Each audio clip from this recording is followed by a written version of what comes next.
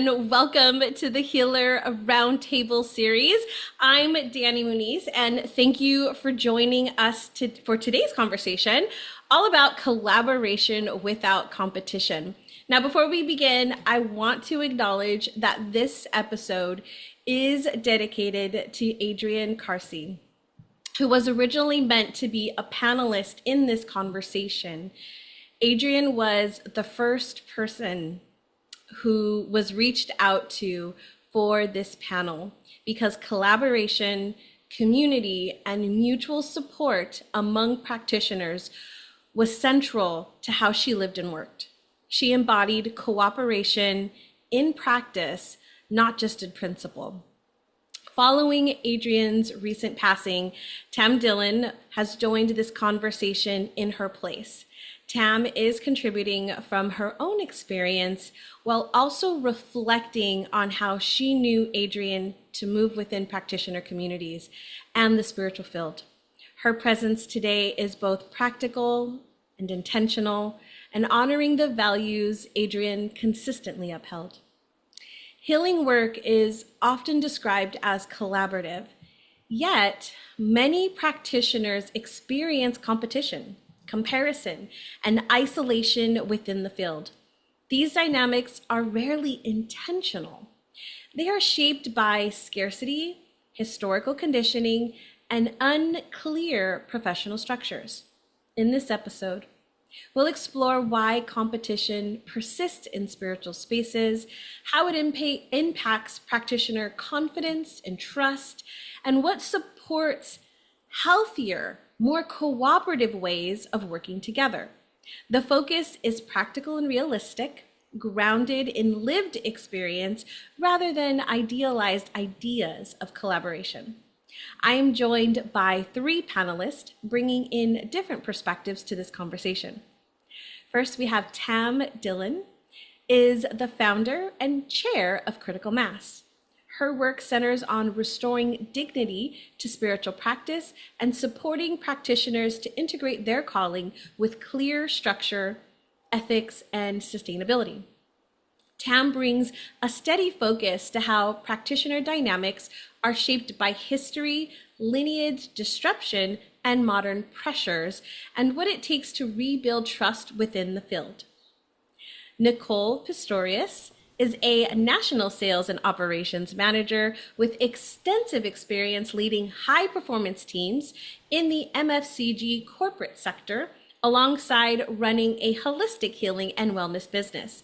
Nicole works daily with competitiveness, performance pressure, and results-driven environments, and brings a practical lens to how competition can be navigated consciously without burnout or loss of integrity. And Tara Kiprick is a quantum healing hypnosis technique practitioner, hypnotist, and intuitive guide. Tara supports clients in reconnecting with their inner wisdom and trusting their own healing capacity.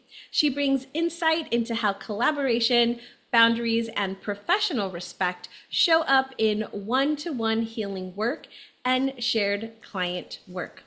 Thank you all for being here. I'd love to kick this conversation off with a question. What beliefs do you think we've inherited, either consciously or unconsciously, that cause competition in healing or spiritual communities? Who would like to kick us off? I'd be happy to start to share. Let's go. So I think that a lot of it boils down to those unconscious things that we've inherited from just programming, like when we were little, that, you know, the sayings that we hear so often, like it's survival of the fittest and there's only so much to go around. And, you know, you don't think twice about them your entire life until you start to view the world differently, I think. And coming into it, you know, they're so ingrained in us. We see it in day-to-day lives. We see it in nature. You know, we do see it. It's not that it doesn't exist, but it doesn't have to exist, at least in the spaces that we occupy. And I think in a lot of spaces, it's just the difference of the way that we have been kind of going to how we can, like the potential of the future, how it can be. Yeah. Yeah. 100% agree with that. Yeah, I would definitely back what Tara's saying there. The historical aspect, I think, is a big factor to that, where I mean, we've had the oppression of spirituality and spiritual practices for centuries. It's been demonized, criminalized. So we have that aspect to it. And then we now have coming in pretty much from around the 60s. You had that kind of like boom of spirituality. You had influx of all the yoga practitioners coming in. Everyone's now looking for something bigger. And muddled in with that was the commercialization of spirituality. And when we work in corporate worlds, Nicole and I come from corporate backgrounds, so we know it's high competitive. You've got to your ABCs of sales. You must always be closing. You got to dominate the field. You got to be the top All the rules. salesperson. You've always got yeah, that's it. So we've now had that influencing the spiritual sector as well. And like we're not corporate based. We can't function on competition because medicine for each practitioner is different. We cultivate our medicine through our experience, modalities that we learn, the mentors and elders that we go and work with. So we can't compete with one another. It's not a big giant global sales team, and I'm trying to be the top salesperson last month. I'm gonna have more clients than you. It doesn't work that way. It doesn't fit. And how I many? totally agree. Sorry, go ahead, Nicole. No. Go for it, Tara. What were you going to say? Well, I was just going to say, and how many times have you, in your own experience, how many times has it been like a one thing and it just fixed everything? Right? It's so rare that it's only one thing. Like, yeah, maybe this thing had a bigger impact at that time in your life, but we tend to get like that tunnel vision because it is scary, especially when you're new and you're starting, right? It's scary to kind of take that step into that liminal space where you don't know what's happening and you don't know what's to come. And you're not even 100% sure of like your own medicine and who you want to help, right? It's super scary to step into that space. But I think something that at least helps me to keep in mind is like, it's not just one thing. Yeah, I like hypnosis, right? That's my medicine, but I love getting Reiki. I love tarot sessions. You know what I mean? Like, and they all help in different ways, but we don't always, you just get like that tunnel vision out of fear. I think that fear and scarcity, like we were saying before, it's, you're just taught that there's only so much to go around and it doesn't have to be that way. And when you can kind of open up your view and your experience to all these different things and see like, oh my God, that really helped me in this way.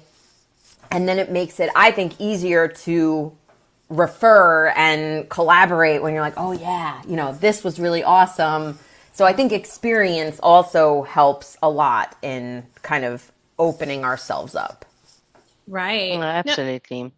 Now, Nicole, so you're working with sales teams and also in that healing space. So I also work on sales teams. And so I know what collaboration and I know what competition can look like in those spaces. And so I'd love to hear how you see that in those spaces, or even maybe how you're trying to bring a different perspective into maybe that world and how that relates into your wellness world as well. For sure. I've always been in corporate, even before I got into holistic healing. I was always in a corporate environment, and it was very different because once I started incorporating the healing, and I ran my business for a couple of months, like my perspective changed when I went back into that industry. I saw things so differently. I saw people differently. I saw how they reacted to certain situations, and I took like what I was gaining from my healing, like experience, and just kind of adjusted it to like the team. And like you could pick up like little innuendos. There was these little Yeah. patterns that you could pick up, and it was just changing those patterns and the way that people saw things. Yeah, and I think before that I never had that perspective. I only got that once I'd actually like done something more on a holistic side of things, if that makes sense. But I mean, competition, and it does. It literally stems from childhood. It's like our childhood traumas and the way that we were supposed to be. Like you've got to be a certain way, you've got to do a certain thing at a certain time in your life. And then once I kind of stepped away from the corporate industry and just like kind of almost took a bit of a breather from it and stepped back into it, it just kind of opened up, like you're saying, it opened up a whole new world of looking at things differently and how to approach people. Like we had, unfortunately, one of our team members that it was very toxic. The environment became toxic, and just kind of shifting a gear a little bit in terms of a different way of looking at things from a holistic perspective. It's quite interesting how it like kind of changes the dynamics. It was very interesting. What would you say would be, and this is for anybody that you've seen like the most, because here's the thing, like we from childhood were based to compete against each other, right? Like, I know in my elementary school, it was, the person with the top grades, right? Or the person who had the most consistent, least amount of absences, right? They attended school. There's like even as great as that might be, right? In instilling us to do our work and to come, it still created that competition. And I don't necessarily believe that competition is 100% bad. I think competition is good. However, there is a time and a place for that. And when I'm looking at it from the space of scarcity, that's where the problem lies, right? So there was only one spot that you could have in school to get the top, right? Valedictorian in high school, right? We had valedictorians. The person who had the highest score, was picked to be valedictorian. And so we were competing for that role. And that is a belief that is ingrained within us, I know for me, it was within every place that I entered, whether that was corporate and then into the healing spaces. So where did you guys see that? What did you really see? Because I think sometimes we don't realize it, right? These are unconscious beliefs sometimes that we're holding. Like, what are those red flags that maybe you saw that you're like, oh, this shouldn't be here, or should this be here, right? Let's bring that to the table. Who's got some thoughts on that? I know you all do. Yeah, I'm trying to think of all the red flags. So many. Yeah, I think the comparison, I think, is probably the biggest red flag where it's,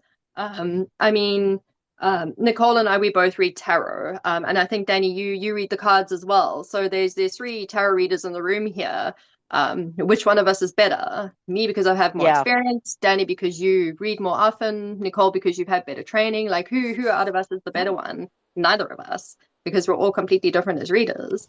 So comparison, I think, is where our downfall into unhealthy competitiveness starts to come in. I've had people come to me and say, I wish I could read on the level that you do. And I'm like, cool, chat to me in 20 years. Like, I've got the experience. I've put in the hours. So, you can't come and try and meet me at my level, because my level is not going to be the same as your level. And how we interpret things is different.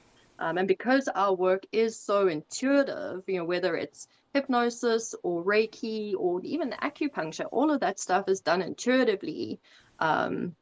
We work with different guides, we work with different ancestors, angels. So everything that's sitting in our place of work is so unique and different that we can't compare to one another.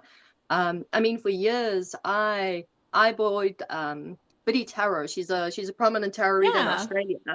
I looked at her site like forever, and I was like, she's amazing and she's so great at what she does. And the one day I went on to Reddit, and there was just like streams of like how bad Biddy Tarot actually is, and like she's unprofessional, she's unethical, she overcharges, she doesn't know what she's doing. And I'm like, this is someone that I'd been, comparing myself to for years, and I was like, wow, okay, comparison isn't actually a good idea.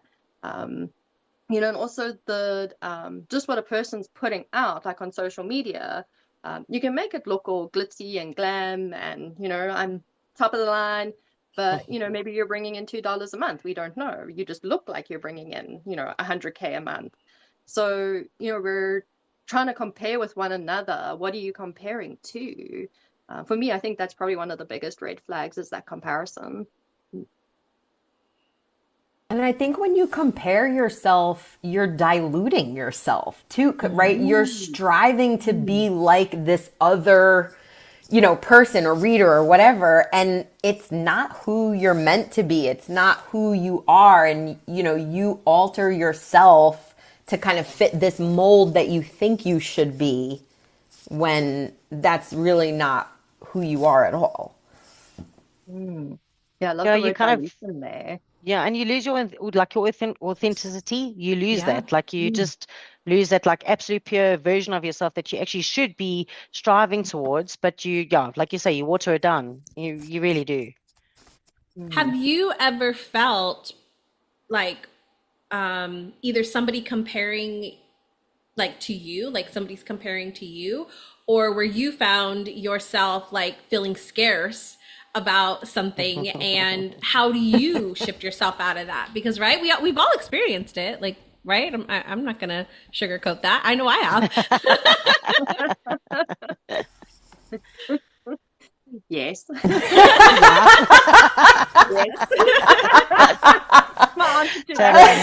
Yes. You know what I think the biggest thing that helped me was one simple phrase when I heard it very early on in my career in wellness and healing, and I think that it really did help to very quickly shift out of that comparison, was a rising tide raises all ships. Yes. And that, like, it just stuck with me. You know what I mean? And like, it just, when one of us succeeds, we all succeed. Like there is no, I don't know, that, and it still, as I even said it, like it hits me in my heart. It's because it's true. I mean, even the idea that, when it's funny when you said like, I know one of my friends, I have known her to feel like intimidated, and I felt intimidated, right? Like I have felt intimidated by people, like being around, and you're like, oh my God, I can't even believe that like this person is on that level, right? But like the idea that you can only see in others what is present in yourself, I think is again like a very powerful idea to kind of try to keep in mind. You're not gonna, you only see it because you have it. It is available to you, and that's why you see it. So it's, again, like, it's just, I think it's a lot of perspective shifting. I mean, like anything, right? It's just, it's the way you look at it and the way you choose to internalize it. It can be consciously. Yeah.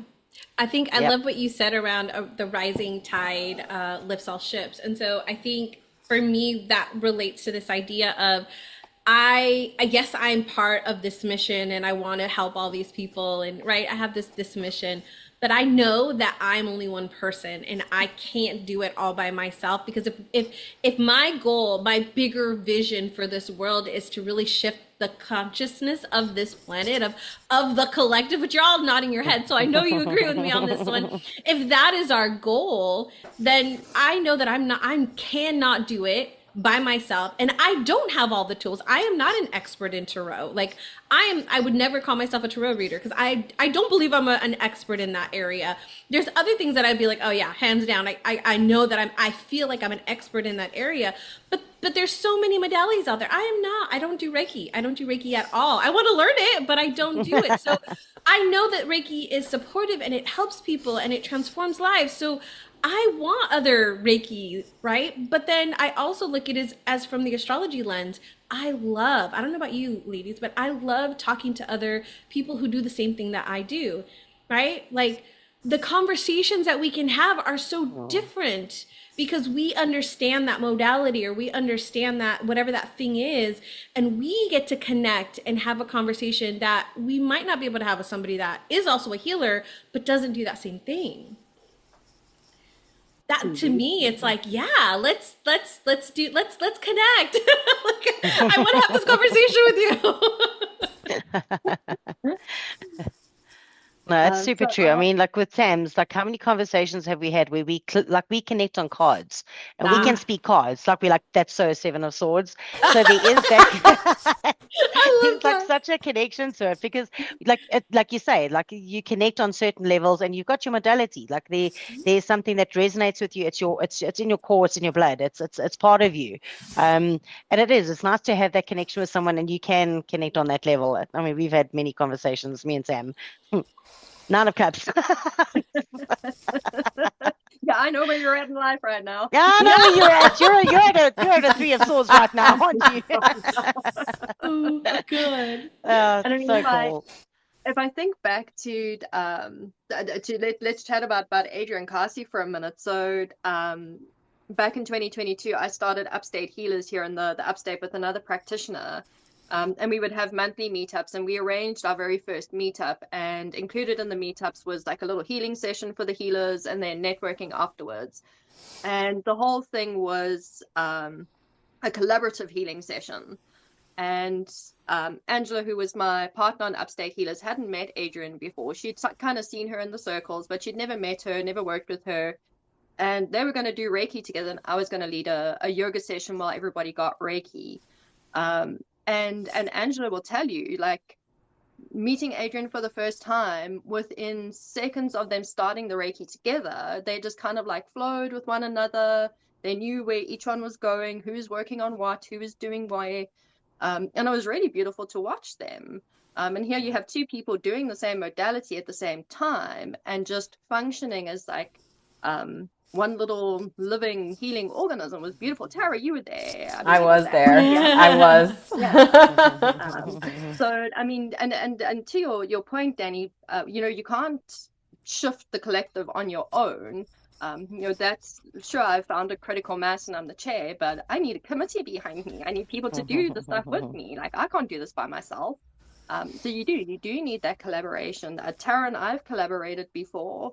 Last year when we did the imposter syndrome workshop with Tess Booker, and that was awesome. Like, what an amazing experience. Like, after like the first thing, we were all like, oh my god, here's all the imposter stuff coming out, and all of us, like, I'm so glad this is all coming out, and like we feel like all this weird, like, are we okay, can we work together? And like over the weeks that we did, it was amazing. Like we all brought in little facets of our strengths, and we collaborated together, and it was amazing workshop. So you can't do it on your own. Like, we're one person. There's 7 billion people on the planet. Like, that math is not going to math, man. If I had to go and work on every single person, No. I'd have to live for 1,000 years. Oh no. Thank you. I'm a projector in human Anything design. All the cleansing and like my energy, I'm like, oh my goodness, that feels like a whole lot, and no thank you. I love that you shared that example, Tam. Like, I really love that. Anybody else have an example like of true collaboration that you've seen or you've been part of in your spaces? What does that look like? Because we kind of talk a little bit about there's comparison, there's scarcity, we have these beliefs, but what does healthy collaboration actually look like? Yeah, so I collaborate with a few people. We do workshops together and everything because our modalities are the word is escaping me, but they complement each other. They enhance each other, right? I'm actually doing a collaboration this weekend. We're doing like a breath work and then a past lives kind of thing, because that breath work gets you so nice and deep into that space. And then I come in with the hypnosis, and it's so beautiful. And I think it's fun. Oh, very fun. But to join up with these other people that, like I said, it deepens experiences a lot of time, because you are, working together, you're coming together and like providing something new, right? It's something different. It's something collaborative, and it is beautiful, especially when you find those people. I will reiterate, working with Tam and Tess that time for that imposter syndrome thing, that was fantastic. And it actually helped me, like, even deepen my own practice and built confidence in my, like, another layer of confidence in what in my medicine. So I mean, there's so many different facets to, yeah, collaborating. It's so beautiful, and I look forward to a lot more of it. I love that, Tara. I also have participated in collaborations, right? And I've also participated in the collaborations where, like, so a friend of mine, we just are in sync. Like, she does Reiki, and so we did I was doing hypnosis at the time, and so we kind of balanced that, right? She did the Reiki, I did the hypnosis, and it was great. We had a third partner, though, in this grouping who was very structured, and I love that about her. I love that she was very structured, and she was like on time, and right, was kept things on schedule, and it was great to have that energy in the room. And yet, one of the things that also I noticed was it kind of threw us off a little bit because the two of us who were much more feeling it, if you get what I'm saying, we were in tuned and we were flowing and all of that great stuff. But then this other person was like, but we have a time schedule. And so it was, like it interrupted the energy. And so looking back on that experience, like, yes, we did collaborate together. And it was also us recognizing each other's strengths, right? Recognizing that she was going to keep us on time. And I love that she was there to keep us on time. And also notice, like, okay, I was in the flow where I got triggered, because I got triggered. My friend got triggered. And so I think you brought this up, Tara, in a really beautiful way, is that also helps us explore areas where we can grow and expand when we work in collaboration. Right, we can see where, I can stretch myself here, or there's something that needs to happen beforehand to make sure that we are very open and honest in our discussion about expectations and whatnot, right? So I think it's twofold. I think we can learn and grow and expand in those collaborations, and also that shared it's beautiful when you don't have to hold it all. Like, I'm not here holding it all. Like, the four of us together are holding this beautiful space together to have this conversation. Like, that's collaboration right here.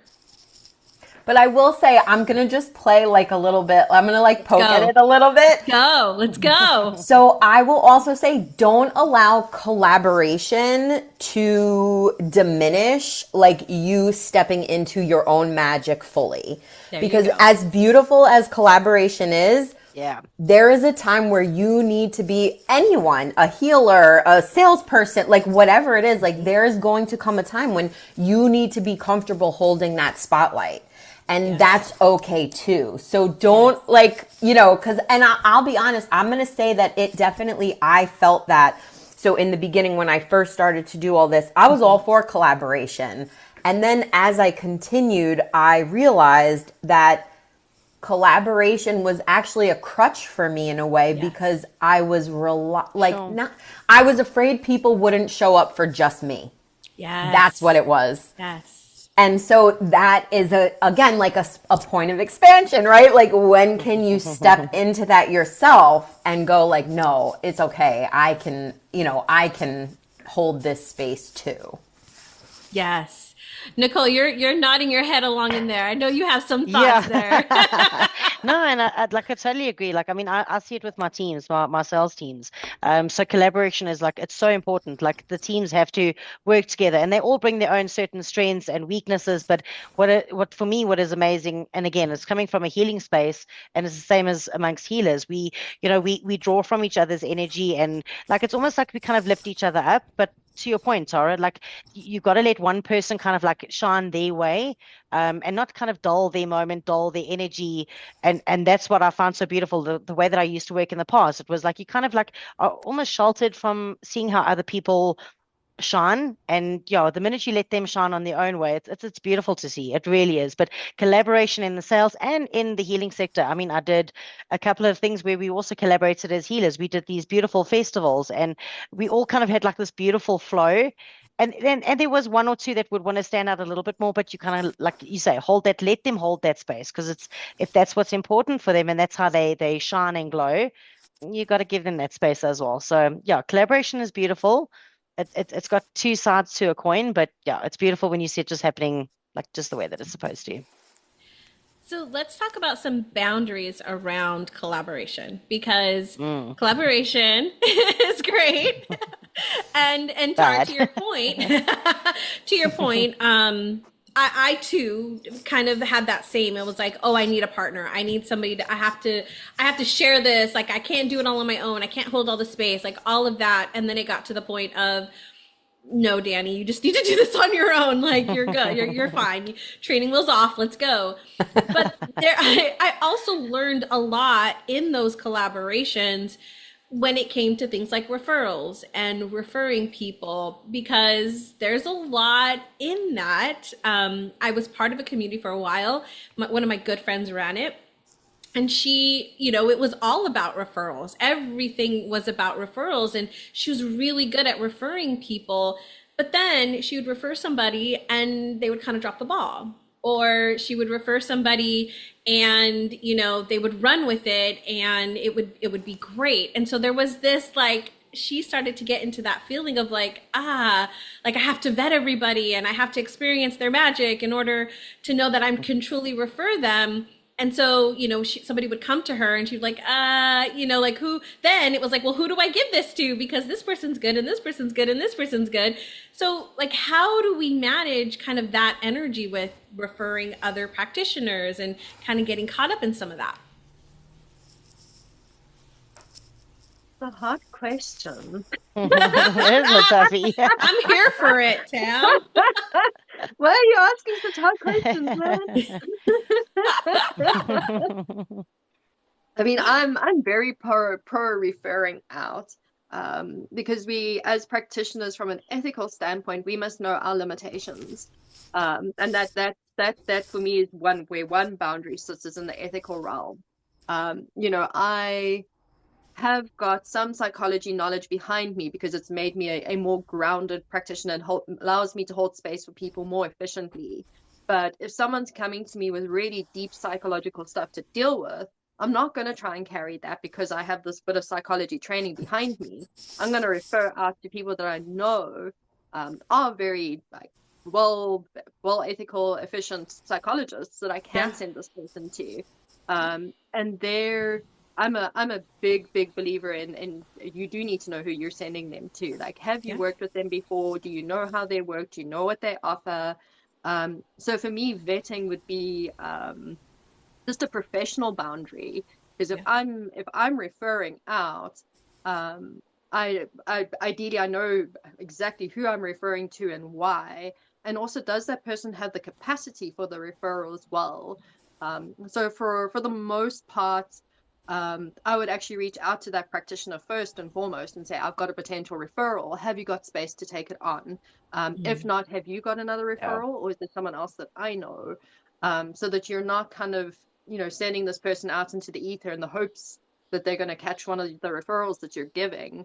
But yeah, know who you're referring out to. And referring out is healthy. It's very good. Instead of trying to do it all and be it all, there's that scarcity mindset coming in of like, oh, I can't send my client to go and work with this person because what if they don't come back to me? What if they're not supposed to come back to you? Yeah. you can't carry all your clients around in your pockets. Like, you'd be weighed down all the time. Like, come on. Big pockets. Yeah. Women don't have pockets, man. We don't get pockets in our clothes to carry stuff around in. Like, come on. The universe is not working on our side. I need to know who I'm referring out to. Are they efficient at what they're doing? And letting them know, like, hey, I'm referring this person. And invariably I'll follow up as well. Did they reach out? How did it go? Yeah, because to me that's just professionalism, boundaries, ethics. Yeah, I would agree. I love that you brought up the idea, Tam, of not of referring out from the space of I know my limitations. I know what I'm good at, and I know where I don't that's territory I either don't want to get into or I'm not prepared to get into, right? It's kind of both. And I think it's extremely healthy for us to know where our own boundary is in the work that we do. And I think it's why it's I need to talk to other healers and I need to know other healers and I need to do my own healing with other healers, right? Like I know a lot of the time sometimes healers can get in the space of like, well, I can heal this myself. I can do this myself. And that's great. I'm love that you can. And there's a limitation to what you can see. And so that also kind of brings in that idea of I've worked with this person, so I trust this person or I know, right? And so then I know I can collaborate with this person. I know that I can, right? Not only can I refer this person, but I can also host something with this person. Tara, you're nodding your head. What you got, girl? Yeah, I was going to say, I think that like trading, like swapping sessions is one of the best ways to, be exposed to different practitioners, right? Aid in your own healing and your own experience, but really so that you are comfortable referring them to people. Because, I mean, how else, you could talk to them all day long, but until you actually experience their medicine, it could be a completely different story. So I'm a huge fan of swapping sessions, trades, whatever it is, that it really does help me anyway get a really good feel. And people, you don't have to like be best friends with them to experience their magic and refer them out. And just the opposite too, like you don't have to collaborate with everybody. There are going to be people that you'll work with once and you'll be like, oh my God, never again. It's not that there's anything wrong with them. It's just not in the, right? Like you didn't flow with it. And that's cool too. Like it doesn't have to be all or nothing, I think. Yeah, agree with that. The swapping, I totally agree with that because I have my aunt. She's a Reiki master. And our thing was that we did like energy exchange. So she was feeling like not great. She's like, listen, we need a Reiki session. I'm like, yes. Let's do it. But and I mean, I got so many beautiful I got so many referrals from her because she obviously experienced my healing, and it was vice versa. If I didn't have the capacity, or I couldn't, for whatever reason, I couldn't do a session, we used to refer each other. So that was such a beautiful like energy exchange, but it went like further than just her and I, if that made sense. So that kind of had like a broader spectrum. It touched a lot broader. So I definitely agree with you, Tara. Energy exchanges are good. Yeah, and I think it's a good point that you bring up too. Like we all have different levels of, I don't even want to say skill, but like interest, right? Yeah. Like especially in my realm, like in QHHT, I mean, there are so many different avenues that you can explore. Like I'm not necessarily one that wants to, get into the nitty gritty of like the historical kind of things and the past lives, right? I'm way more about like moving emotion and relieving trauma and healing the physical body. But there are people that love that. You know what I mean? So we all have different levels of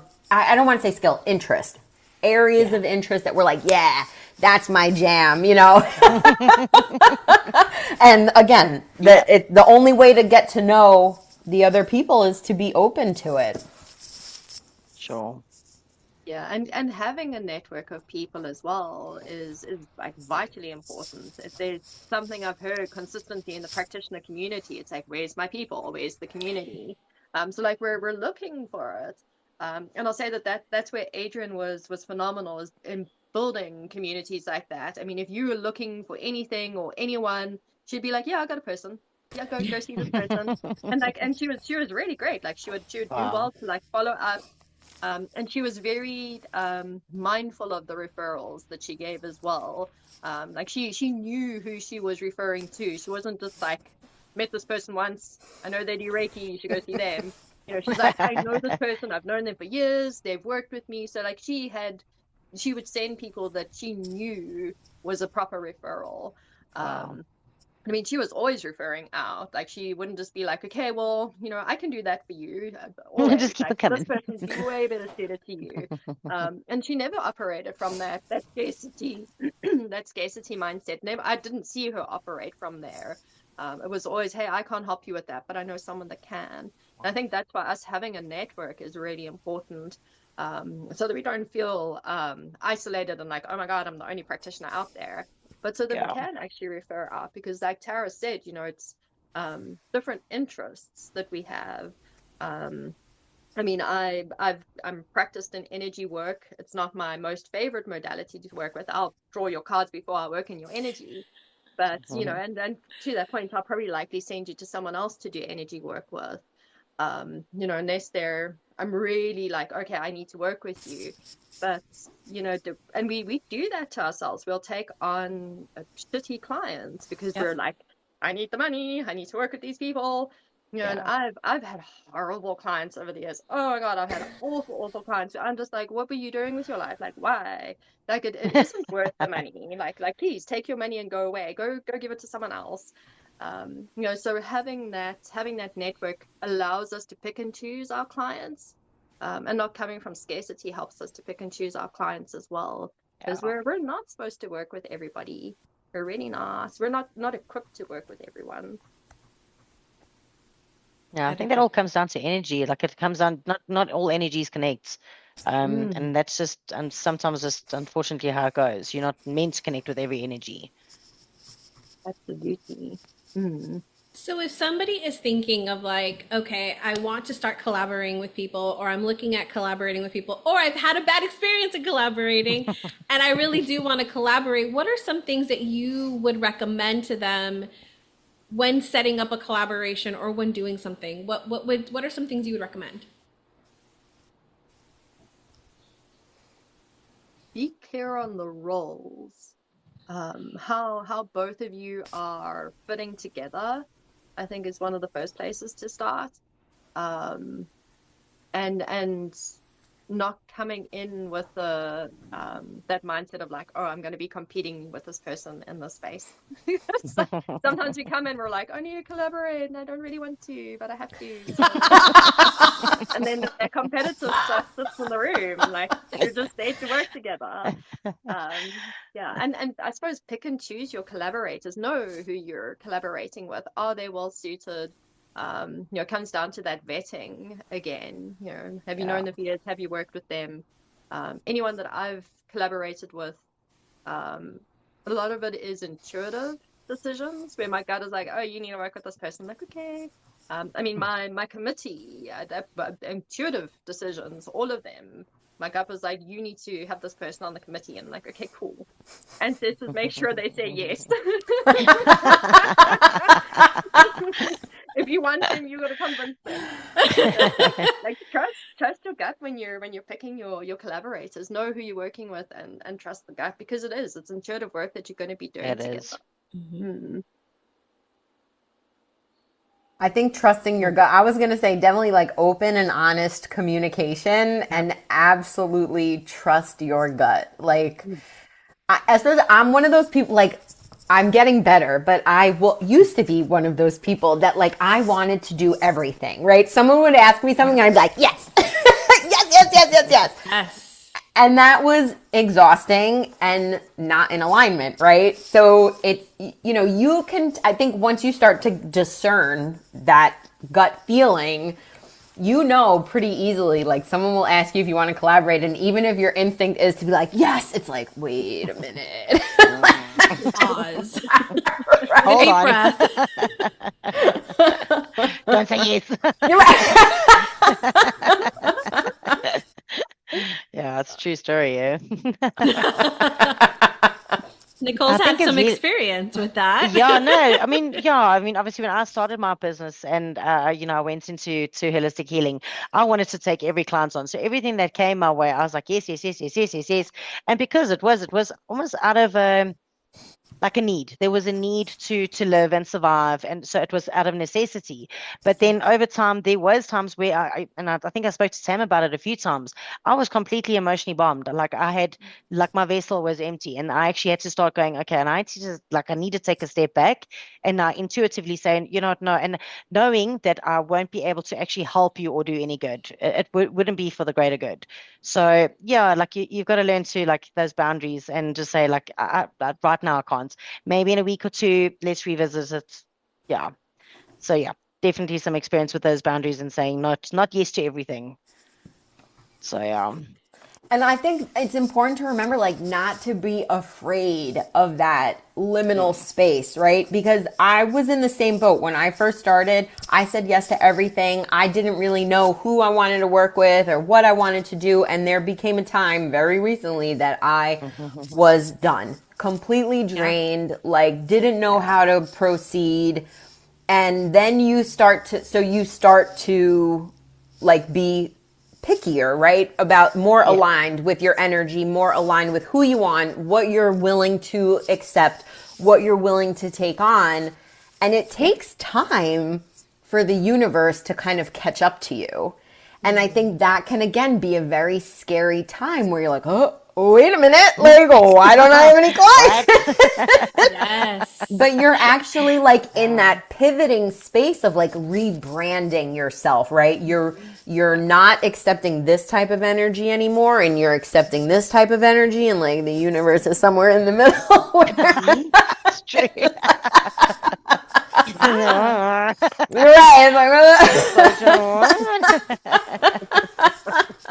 So true. Oh, so true. I love it. So okay, let's look at this from a peer to peer, because if we're colleagues, right? We're not competition. We're colleagues. How do we navigate that relationship so that we are respectful?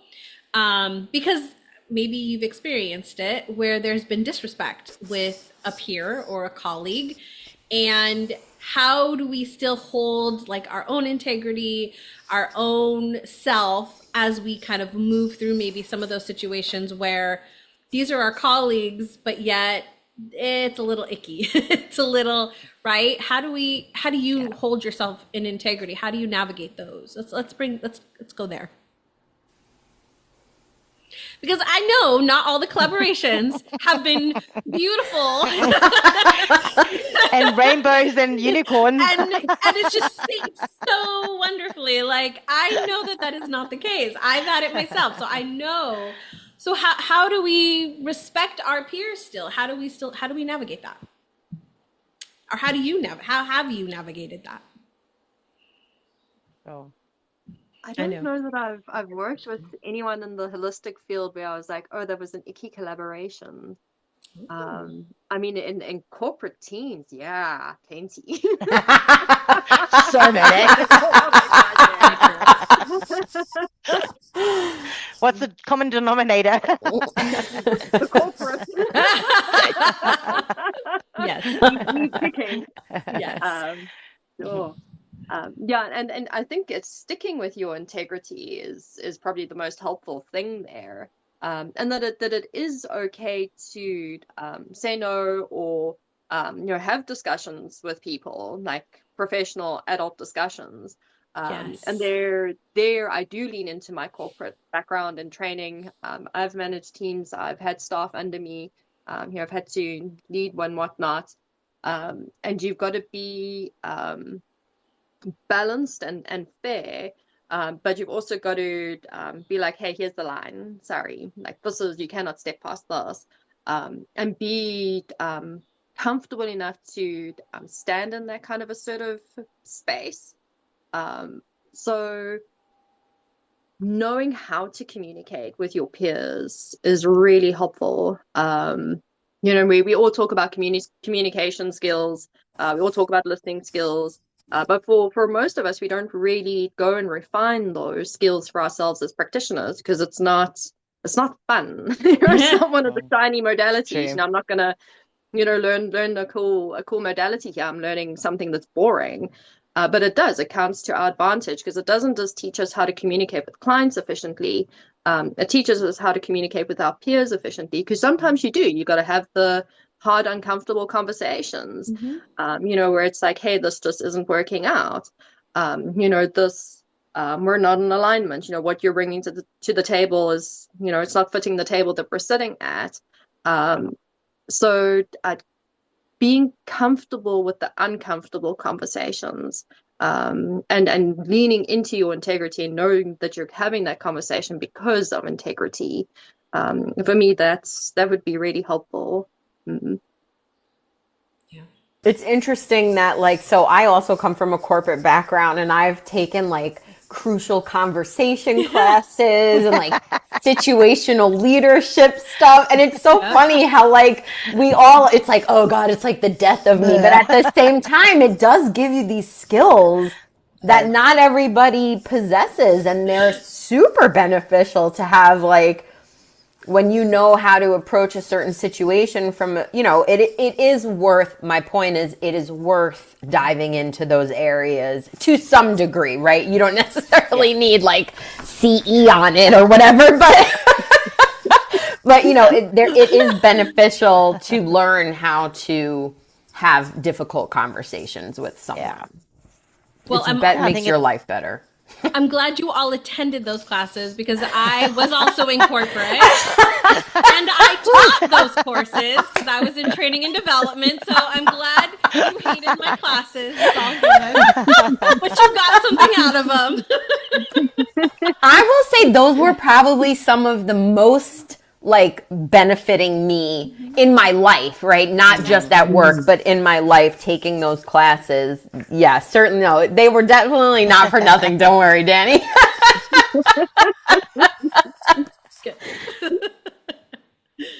I love it. I love it. So I know for me, so I actually just recently had this situation where a peer of mine, she invited me into, like, she was creating this little mastermind of like 6 or 8 other practitioners to support each other in this new year. And we've collaborated on things in the past, and she's a great partner. She's a great referral partner. I adore her. And she asked me to this mastermind, and I was like, my initial response was like, oh, this is great. Yeah, I'm excited.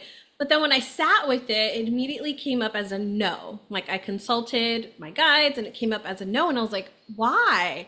Like, why was this coming up as a no? And so I, was like, okay, I need to sit with this a little bit longer, because I'm not ready to say no. Like, I wanted to say yes. And so I'm sitting with it and going through that process. And it was interesting because in that time, she reaches out to me. She said, did I do something wrong? Is there something wrong? And immediately went into, I'm sorry. I feel like I haven't talked to you, and maybe I messed up somewhere. If I did something wrong, I apologize. Like, she's going through this whole thing. And I was like, oh, wow. Like, I just needed time to sit with it. And I thought that was very interesting, because if I had, like, maybe not in the past, like, I've grown, right, as Tara, like, I've grown as a practitioner and as a person.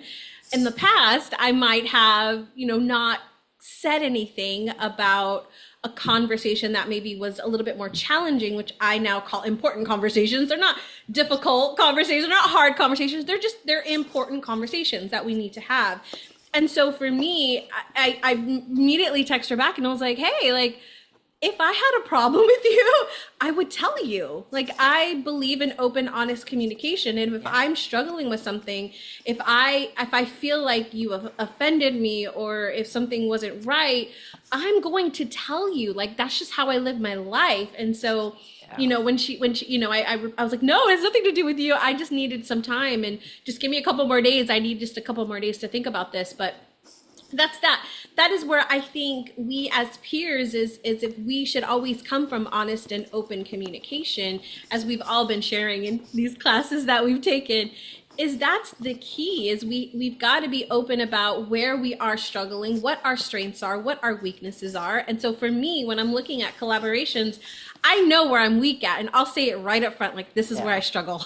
Just FYI, this is where I struggle. So this is where I'm going to struggle, and I'm going to ask you where you're struggling, so we know how to hold each other accountable and know where to pick up maybe the slack when we need to.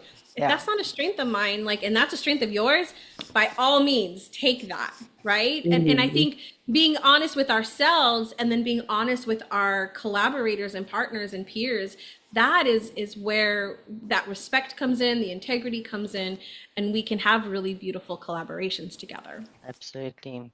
No, it is. It's about that honesty just, and also, like you say, just being honest with yourself, because you get that raw, real, like you say, if you balance each other out, if you're collaborating, then you do have that balance. So very important to be brutally honest.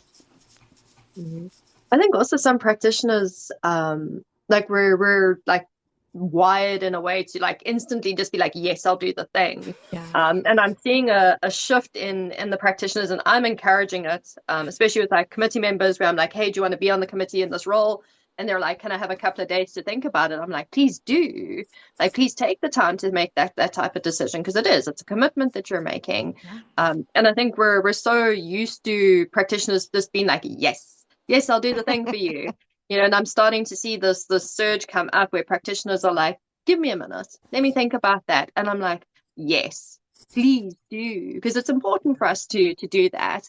So I think some might get a little bit like weirded out when you're not coming back with a yes, and they're like, is it me? Am I the problem? Because it's not the norm that we would see in the practitioner community.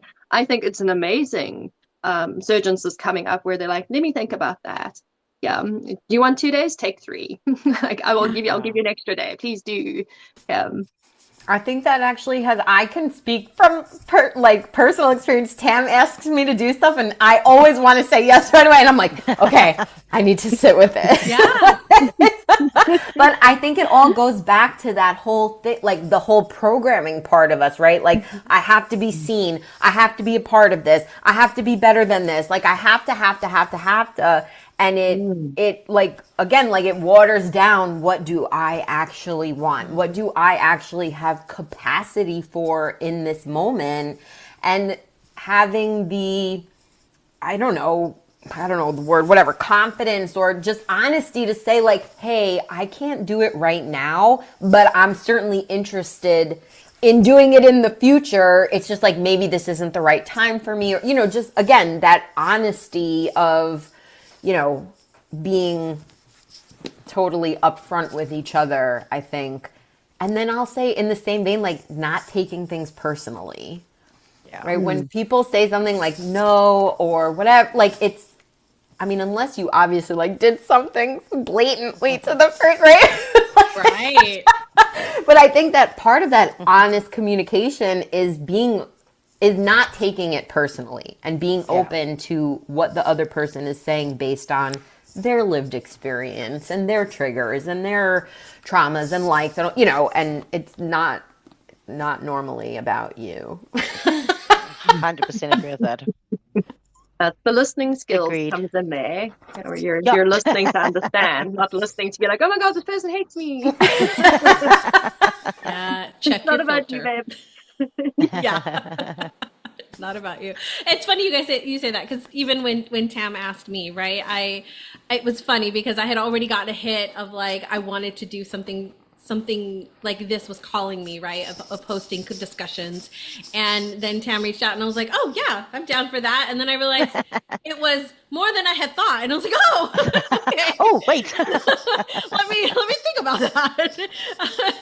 but that like, I think we also, as you guys are saying, we have to trust that initial reaction, but also sit with, okay, well, let's look at this as a whole, because I'm all for like, yes, let's support each other, let's help each other. I'm here to move this movement, right? This big collective movement. I'm here for it. And also, I also know that I can burn myself out, that I can take on too much and get into that space, and that's not where I want to be. So I, checking that as well is like the spaces and that was, for me, with this other situation, it was, it's a capacity thing. I just don't have the capacity to hold the space that I would want to be able to bring to that. I just don't have that. And that's great for me to be aware of. So as we look at this, it's like, what is one thing that you wish more practitioners knew about that power of co-elevating, of rising tides, as Tara said at the beginning? Like, what's one thing that you wish more practitioners knew about that? But it feels amazing to do. True. Like, it really is. I mean, holding space for other people is an incredibly big job on its own. And when you have someone to share that weight with you, in such a beautiful, like a cohesive way, you just amplify the experience for the people that you're working with. And to that point, that it isn't really about you at the end of the day, the practitioner. Like, we're the Gandalfs, man. We're here for the hobbits. Like, The we are not the Gandalfs. important people here. Like, but the hobbit, hobbit is the important person. They're gonna go and drop the ring in Mount Mordor. We're just the guy. So if we're coming more from that perspective of, like, we're not the hero in the story, our clients are, and that it's sometimes two guides need to work together so that we can ensure that the hero makes it to Mount Mordor and saves the world. So I think perception, how we're viewing the person that we're working with, the scenario. Are we coming from scarcity? Oh, I have to do this. I have to be seen. Or this is something that I want to do. So knowing yourself and your intentions. I've got the great saying: check yourself before you wreck yourself with someone else. So like check in with yourself beforehand and, like, where am I operating from? And yeah, you're, as practitioners, we're not the heroes. We're not going to march to Mount Model. We're not one with the ring, man. Oh. Sorry, everyone. Sorry, man. I'm the bearer of bad news. You are not the hero. But it's such a good analogy though, right? Because it's not just Gandalf that gets him there. No. It's every single cohort, right, that brings him to where he needs to be. True. So it's actually a really awesome analogy. That is very good. Yeah. Be the Yodas and the Gandalfs. I want to be little Yoda. I always liken myself to Mr. Miyagi. He's my Mr. Miyagi. Yes. My landlord looks like Mr. Miyagi. So.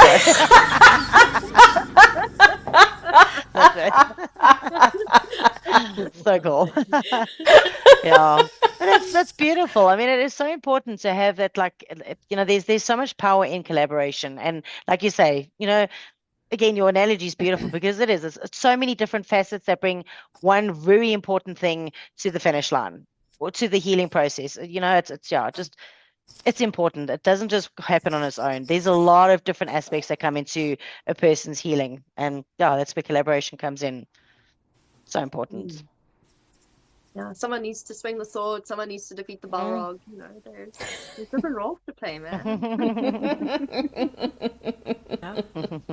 True story. And it's also like people are probably going to seek out other things anyway, right? Yeah. Whether or not you refer. So wouldn't you rather like send them in the direction of someone that is good, that you have experienced their magic and medicine, Absolutely. like, right? Instead of just like, oh yeah, go Google it. I mean, that's not helpful, Well,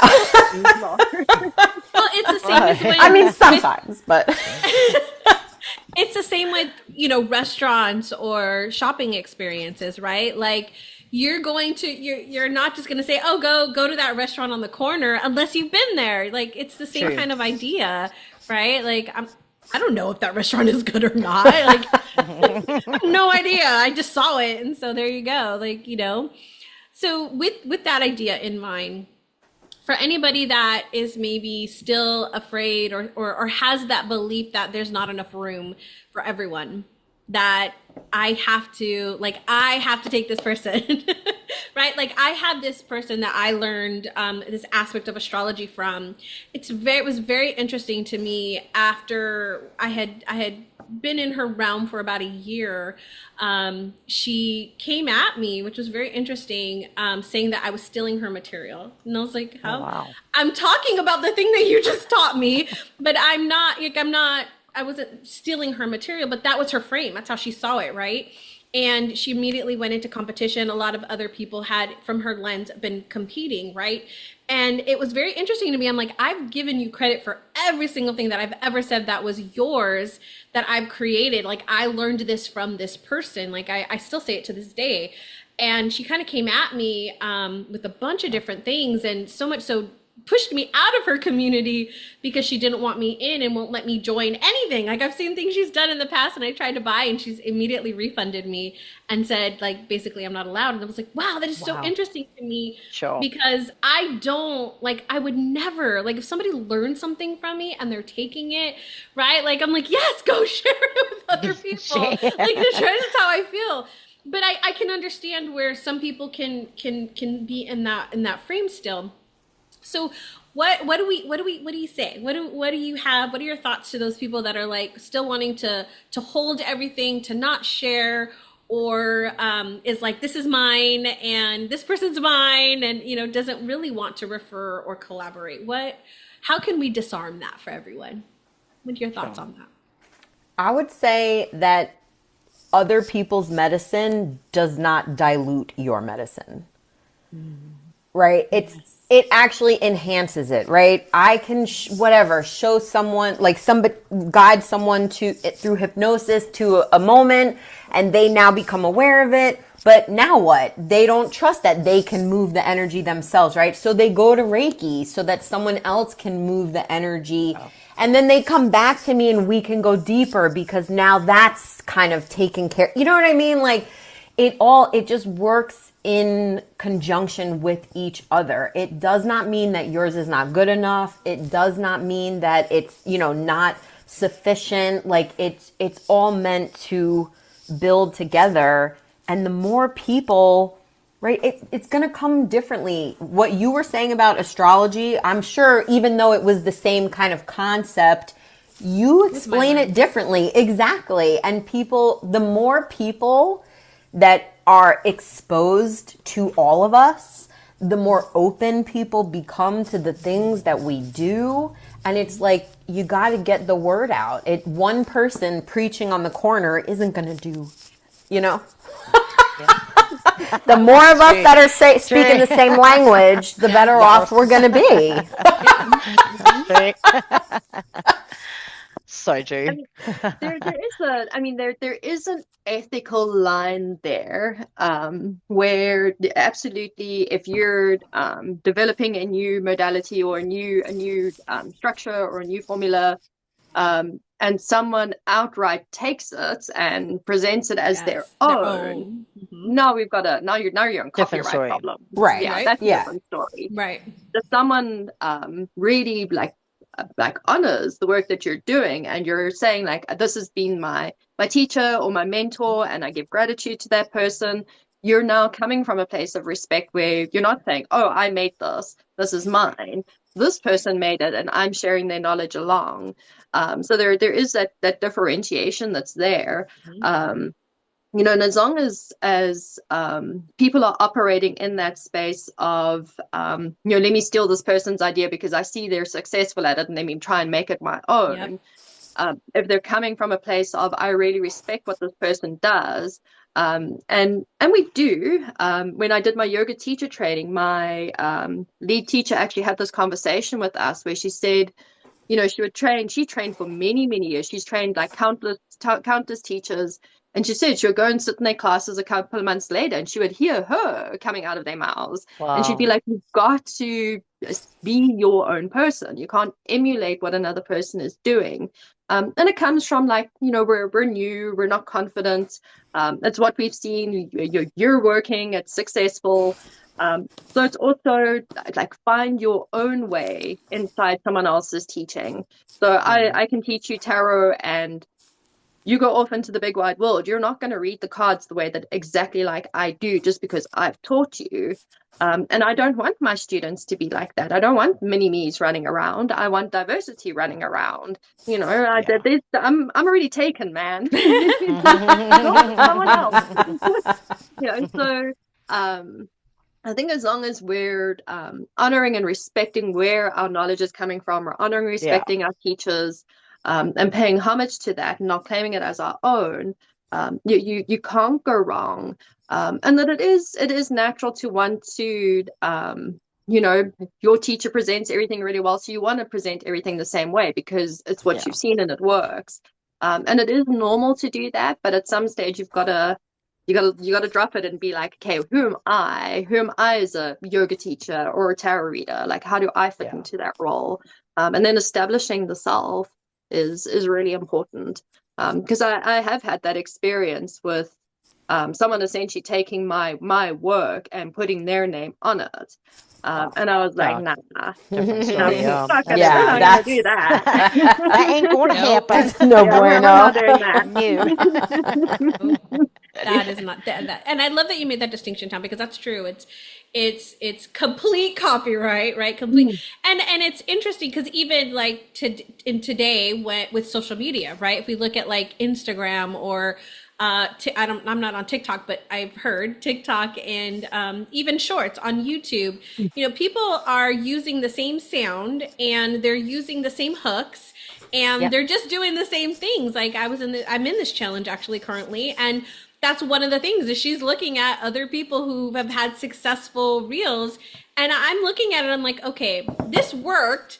I can see how it worked, but how do I still bring myself to this and not just copy what this person is doing, right? Like the format or the structure, yes, but I'm not going to copy their exact words. Like even anything I've Yeah. done so far where it's been like a popular reel, I've changed it to my own language. I've changed it to how I would say it or what I like what's in my realm, right? Not just straight copying because even though that's what people do these days, even though that's like kind of okay in many ways in that world, I still feel like I don't want to copy it like completely. You know what I mean? And because I feel like we do all have a different perspective to bring to the table, and it is unique to our experiences, right?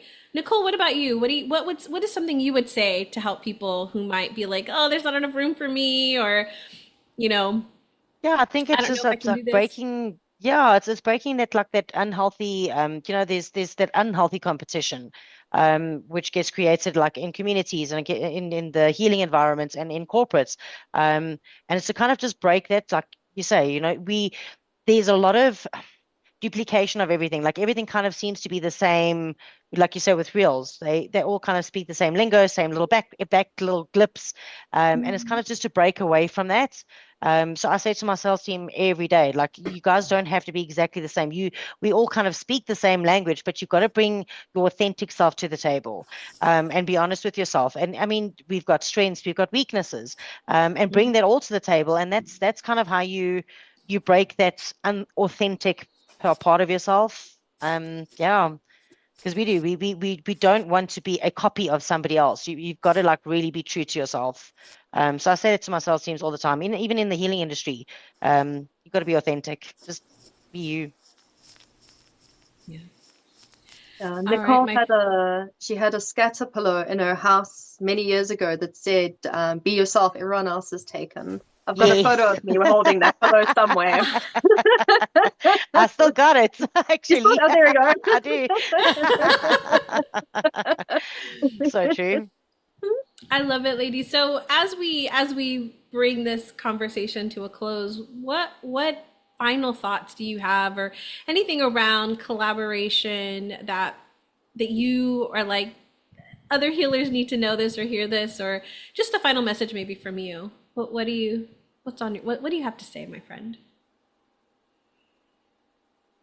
Collaboration is amazing. Like I haven't had a bad collaboration. Maybe I just make good decisions. I don't know. Good intuition there. I was gonna say she's got good Good intuition. intuition. But yeah, collaboration is an incredibly powerful thing. I mean, if I look at the collaboration I've done with Tara and Tess, I look at the collaboration I have going on with Critical Mass and the committee, and I would never have been able to put out the beautiful graphics and branding that Jocelyn has done for us. Tara, you've sent me a screenshot of what the newsletter is going to look like. Like, I've brought people in based on their strengths to fit into these spaces because, like, sure, I can do a lot of it, but I don't want to do all of it. Like, I will not have time to shower or poop or anything. Like, my day would be just filled with critical mass. So we do need to collaborate. It's healthy. It's healthy for us to collaborate because we're unique and we do need to work together.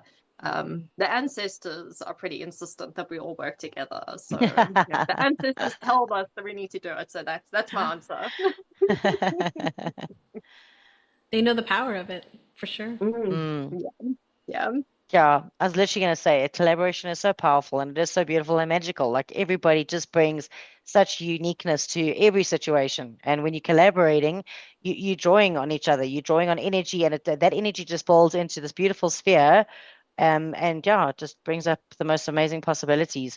And if you closed off to it, then yeah, you kind of miss the mark. There's a lot of things that you miss out on in terms of opportunities. And so yeah, that would be my little 2 cents there. Collaboration is powerful and beautiful.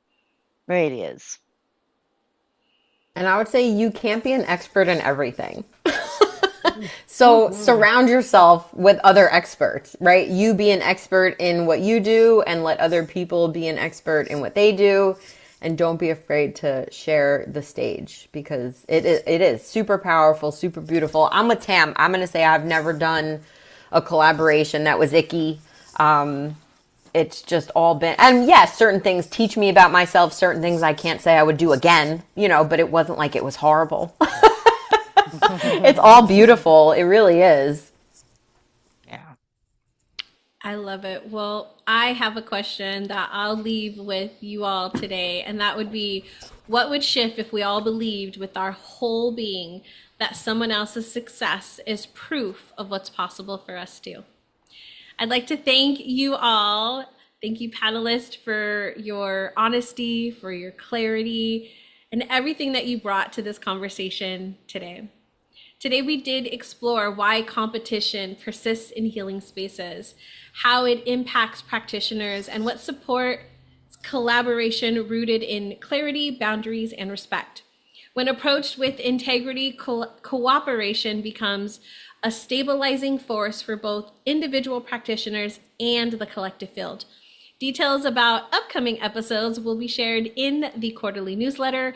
We invite you to stay connected and continue the conversation. Thank you so much for joining us today.